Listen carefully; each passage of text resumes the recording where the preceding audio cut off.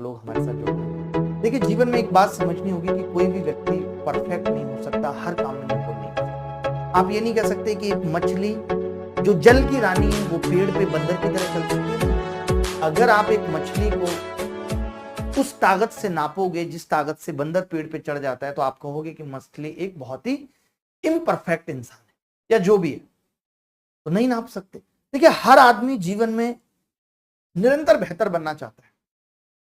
कोई चाहता है कि वो जैसा दिखता है उससे बेहतर दिखे, कोई चाहता है कि वो हमेशा सबको खुश रखे, हर कोई ये चाहता है कि जीवन में वो कभी ना हारे।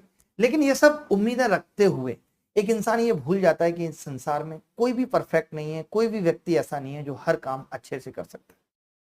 हर व्यक्ति में कोई ना कोई कमी जरूर है, और अपने जीवन को बेहतर बनाना, एक बेहतर व्यक्ति बनने का प्रयास करना कोई गलत नहीं है। लेकिन अगर आप ये सोच रहे हो कि मैं ऐसा परफेक्ट बन जाऊंगा कि मैं कुछ भी कर